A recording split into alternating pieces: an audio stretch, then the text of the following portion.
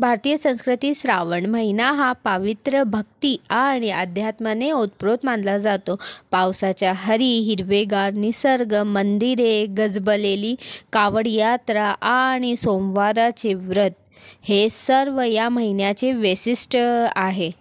विशेषतः चौथा सोमवार हा अतिशय शुभ मानला जातो. या दिवशी केलेली पूजा, उपवास आणि भक्तीचे फळ अनेक पटीने वाढते असा लोकांचा विश्वास आहे. याच पार्श्वभूमीवर एक साधा पण हृदयस्पर्शी प्रसंग घडला, ज्याने भक्तीचा खरा अर्थ लोकांना समजवला.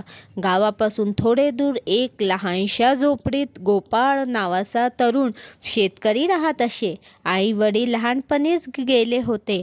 गोपाळानं आयुष्यभर कष्ट करून स्वतःचा संसार उभा केला. जमीन कमी होती, पीक भरपूर यायची नाही पण मनात एकच ठाम विश्वास होता, माझा आधार महादेव आहे. ते जे देतात तेच माझं भाग्य आहे. तो रोज पहाटे उठून नदीत स्नान करत असे. मग स्वच्छ कपडे घालून पायात चप्पल न घालता जवळच्या महादेवाच्या मंदिरात जाऊन पूजा करत असे. श्रावण महिन्याचा सुरू झाला. गावातील लोक उपवास, व्रत, रात्र जागरण, भजन कीर्तन करू लागले. गोपाळानेही ठरवले, या श्रावणात मी प्रत्येक सोमवारी उपवास करेन. विशेषतः चौथा सोमवार मी पूर्णपणे अर्पण करीन. तो दिवस जसा जसा जवळ आला, गोपाळच्या मनात एक वेगळीच उमेद भरली. त्याने बेलपान, धोतरा, दूध आणि गंगाजळ गोळा करून ठेवले. तो दिवस आला. आकाशात हलकेसे ढग दाटले होते.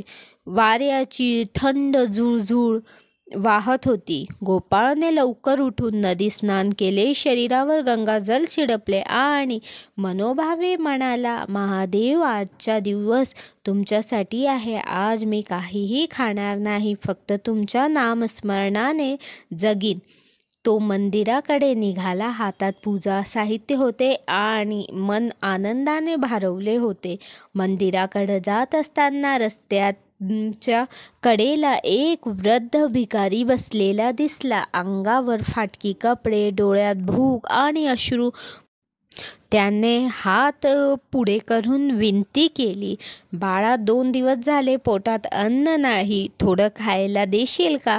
गोपाळाच्या पिशवीत 2 कोरड्या भाकऱ्या होत्या, रात्रीसाठी ठेवलेल्या. मनात क्षणभर द्वंद्व झाले. ही भाकरी दिली तर मी उपाशी राहीन, पण उपवासाचा खरा अर्थ काय आहे? देवाला अर्पण करणं की उपाशी पोटाला अन्न देणं?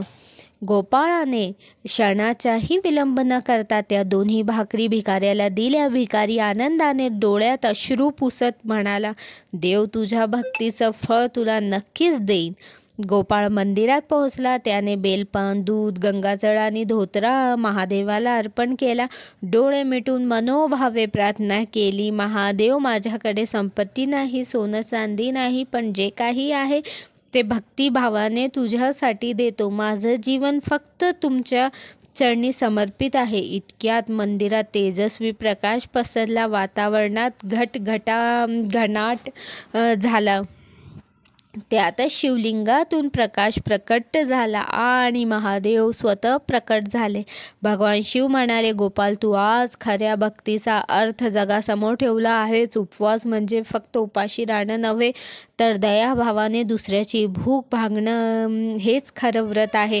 तू स्वतःची भूक विसरून भिकाऱ्याला अन्न दिलंस, हीच माझी पूजा आहे, हीच माझी आराधना आहे. तुझं आयुष्य आता सुख समृद्ध होईल. ते म्हणाले आणि क्षणात तो तेजस्वी प्रकाश नाहीसा झाला.